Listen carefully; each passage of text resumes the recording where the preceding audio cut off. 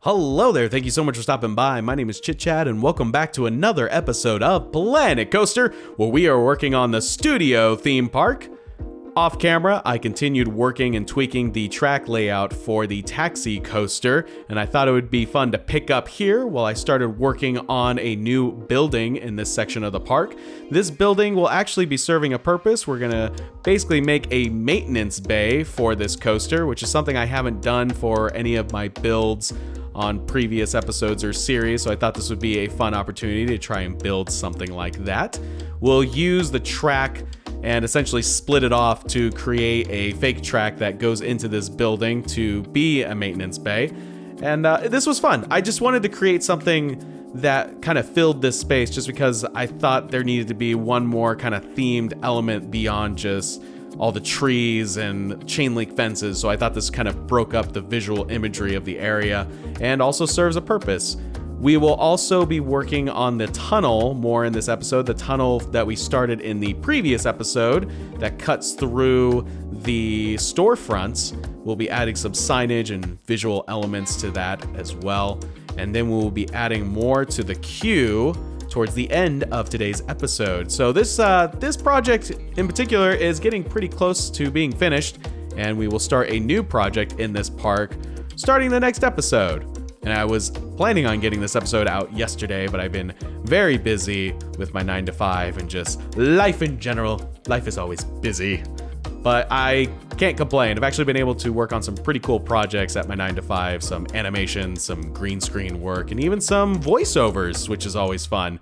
We have a audio booth at the place I work, and sometimes I get to jump in there and do scratch VO, which if you don't know what scratch VO is, it's essentially temporary placement voice acting to kind of just get the timing down for the piece and give the client or whoever's the person approving it just kind of an idea of where it's going, whether it's story driven or just informative. So sometimes I get to do scratch VO, and then sometimes they like the scratch VO, and then I just end up doing a final recording, which has been the case on a couple projects recently. So that was a lot of fun. I always enjoy getting into the audio booth, whether it's to record talent or get behind a mic, and it's just fun. It's something I genuinely enjoy, so I'm glad I get the opportunity to do it every now and again. So yeah, been pretty busy. I've also been working on some personal projects, which I'm really excited about. Some characters that I've been building for an animation for quite some time, and the character models are coming out pretty well. They're in 2D, but I basically kind of create every asset that character will need, every kind of hand, every kind of gesture, every kind of facial expression, so that when I go to animate, I just focus on the animation, don't have to worry too much about asset creation, which there'll always be asset creation just because, in this scene I need them to hold a controller, so then they'll have to hold the controller and I'll have to make that. But I try to come up with as much of that beforehand so that once I get to the animation process, it just goes more smoothly. And also creating all the lip sync, all the different mouth shapes that they're gonna need. And I'm gonna be using Adobe Character Animator to do a lot of the lip sync because it's an automated system, which definitely helps that process along. Because for those of you that I haven't animated before, lip syncing just takes a dang long amount of time. So it's cool that there's software out there that kind of automates the process, and there's a little mild tweaking that I'll definitely want to do after the fact, but I have used it before on several animations and it works pretty well, especially for pre-recorded audio. You can also do it live, so if you want to do a live stream as a character, you can do that as well, but it doesn't work as well as a pre-recorded VO track.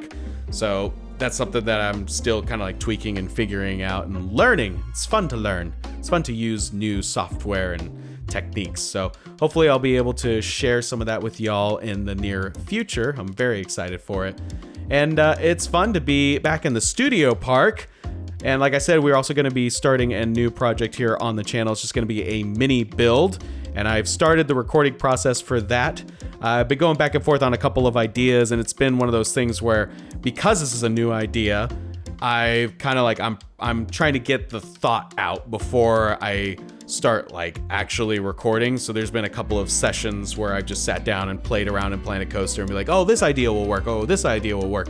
And to me, that's almost kind of like a pressure when I record, because it's like, oh, if I mess up, everyone's going to see it unless I cut it. But then it's kind of like cutting too much sometimes, because the only time I really cut in these videos is when I stop the recording session, because I don't trust running my recording software for too long, because I've lost a lot of stuff that way, and I never want to have that happen again. And I've talked about this before, like I've lost whole recording sessions, and it always seems to happen when I have someone come over and we like record a game and we just get caught up in the game and we're playing it for a really long time, and then I go to stop the recording and then it just doesn't finish the processing, so I just kind of end up losing it. So whenever you see like a cut, more often than not, that's me literally stopping the recording session and then picking it back up. And sometimes while I wait for the processing to finish, I'll just continue working on some small stuff, because there's a bunch of like minute details and a lot of repetition in building stuff in Planet Coaster. And sometimes I worry about that, like,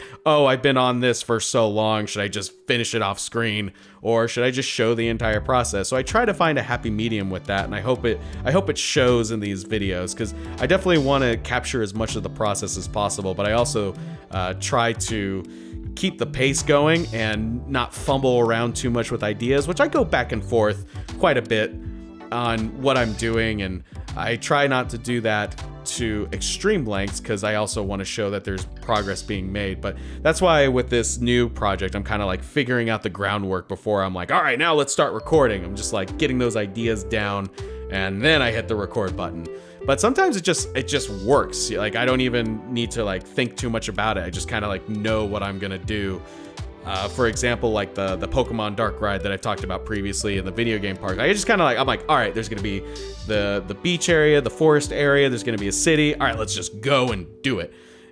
For other rides like the Luigi's Mansion, I try to plot it out a bit more strategically, but then I just ended up redoing a lot of that work anyways, which have been shown in the video. Like the entry hallway has been changed twice now, and it's just as I've learned new techniques or more options have become available in Planet Coaster. Which, speaking of Planet Coaster and updates, an update actually just dropped recently, and it's supposed to be quality of life updates. I'm assuming that means the frame rate issues hopefully have been taken care of for those that are utilizing the Theme Maker Toolkit items, which is also something I want to jump into as soon as I can, because I'm really excited to start building stuff using Blender and all that. But I was really worried because I was hearing that a lot of people were having issues with importing those kind of objects, even if they were, you know, properly modeled with, you know, the least amount of polys as possible to keep, you know, the frame rate running smoothly.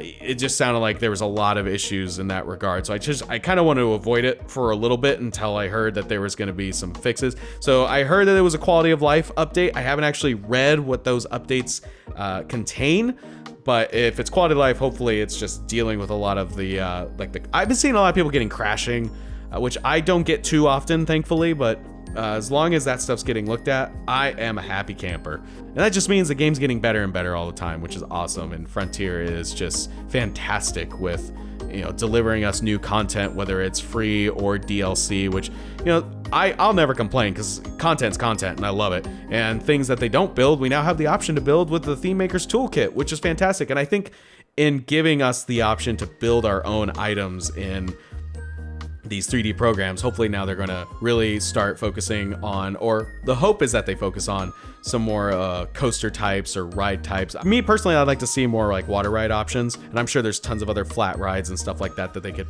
probably create. There's endless amounts of things they could add to this game, and the fact that we always get updates is so awesome. So kudos to them for sure. And also on the previous video, I had a couple people ask me if I saw some of the updates to the Star Wars Galaxy Edge land that is going to be opening up at the Disney parks.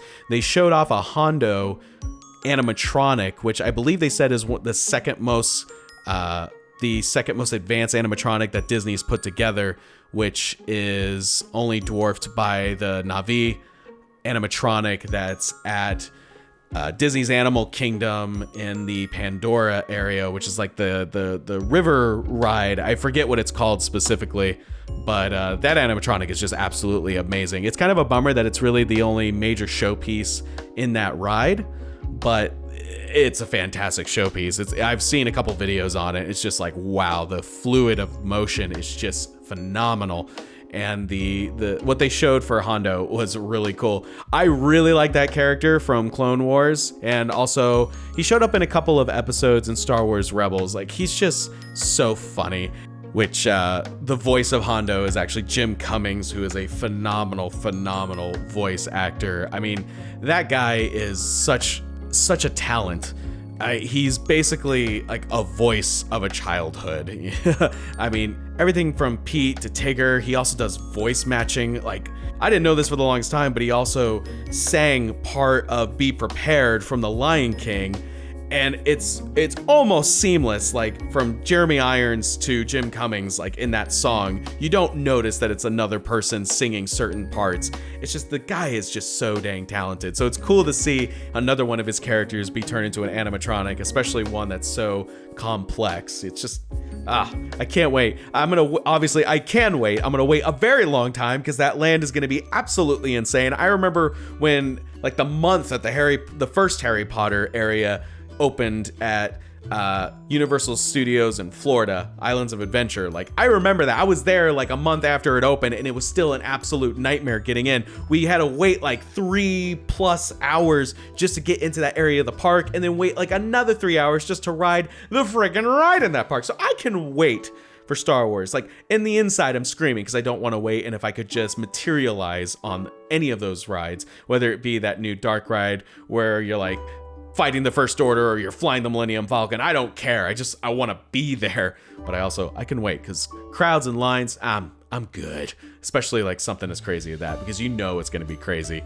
And also, I saw that there's going to be a new version of Rex, the original pilot from Star Tours, is going to be in one of the things. I think he was like gonna be in like a cantina or something like that. I'm not sure. I saw some like images online. I was like, ah ha ha, which that character was voiced by Paul Rubens, the Pee Wee Herman guy. And I don't know, I was bummed. I like C-3PO, don't get me wrong. I actually got to meet that guy when I was at Star Wars Celebration not too long ago, and he's a super sweet guy. But I really like the character of Rex, so I was kind of bummed out that he was replaced. And it's cool to see that he's at least getting, he's being put somewhere else, and like the legacy of Rex lives on, that kind of thing. And that's gonna wrap up today's episode. I kind of trailed on about Disney and Universal and animatronics, but that's just a normal episode here on ChitChadPlays. So thank you all so much for watching. I genuinely appreciate it. Like I said, we're gonna start a new project on the next episode. So until then, I'll chat with you later.